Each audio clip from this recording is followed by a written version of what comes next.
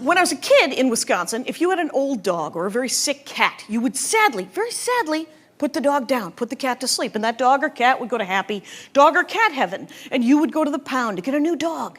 And it was the circle of life, and it was very beautiful. And that isn't happening in crazy Los Angeles land, where people are like, oh no, the cat's only 17, we're gonna get dialysis.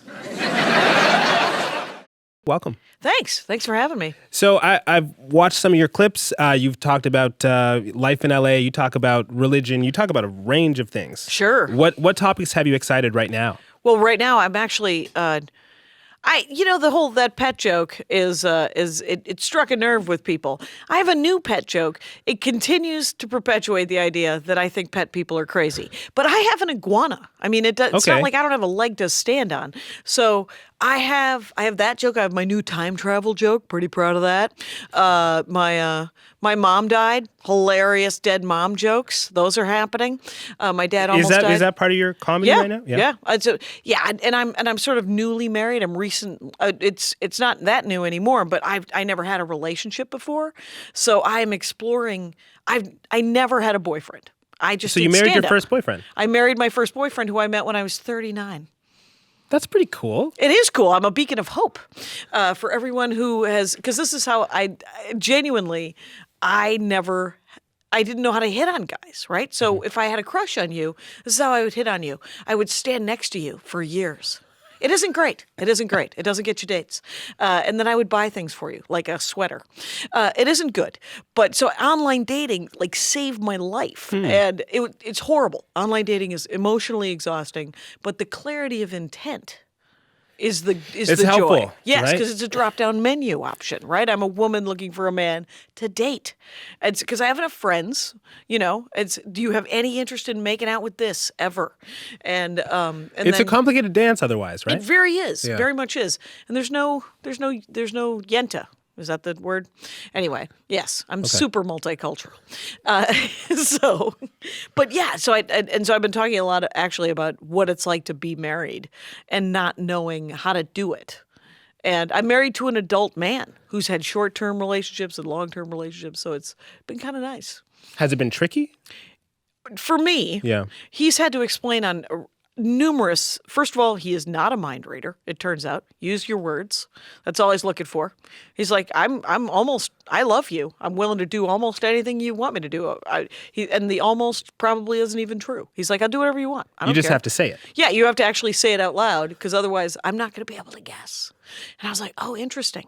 So I was like, do you need to know the full committee meeting that's going on in my brain at all times? Would you like the entire minutes? And he's like, no, I don't want that at all. Just the exact summary. Right. Perfect. You bullet point it, and that'll be sweet.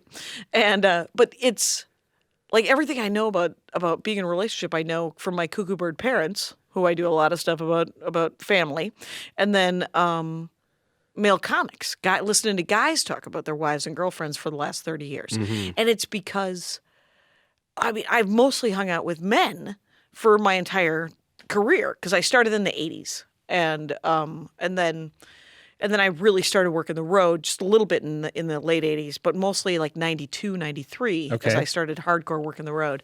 And then I moved to Los Angeles in like 97.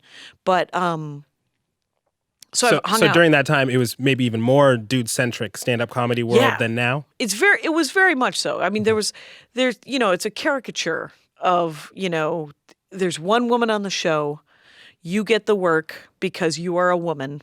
They are politely surprised if you are humorous. And if you are not, they're like, well, we did what we could. And you're like, I loathe.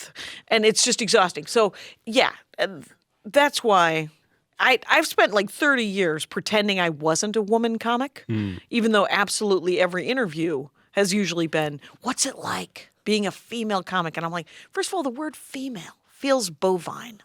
And second of all, I'm not transgender, so I only know what it's like to be what I am. And I guess it's harder, but it'd be like, it doesn't look like it's that sweet a gig if you're a white guy, right? Like it's a difficult job, period. Yeah, there's a journey. And the only thing that's weird, of course, is the white guy who doesn't get sort of the inherent advantages of not being a woman or not being a person of color, because they're like, well, nobody's handing me 20s under the table. He's like, that's not what we're talking about. We're not talking about that at all. We're talking about the inherent the hoops you don't have to jump through. And it's not that hard to wrap your brain around. That all you have to do is have some empathy. Okay, but back to relationships for a second. You spent all this time with men. Yeah. Did that help you? In this relationship? Going into your marriage? I think, it certainly turned me into the person that I am, that Andy loves. So I think I will say this is, and I have a bit about it, but it's when we were dating, he said to me one time, "It's kind of great that you've never had a boyfriend because you don't have any expectations of me." And I said, "Well, I have expectations." And he said, "Well, what are your expectations?" And I said, "Well, I expect you to be nice. I expect you to be polite. I expect if we ever live together, you'll keep the common areas clean and you'll do your half of the chores."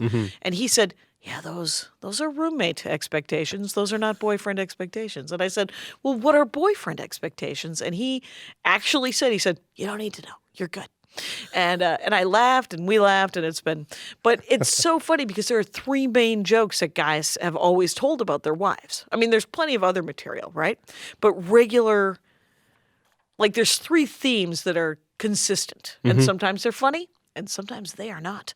But don't kid yourself. They're the same three damn jokes. They are. Joke number one, once you get married, women stop having sex with you, man. It's the way it goes. It's the way it goes. Joke number two, once you get married, women spend all your money, man. It's the way it goes. It's the way it goes. And joke number three, bitches, man. They're all bitches.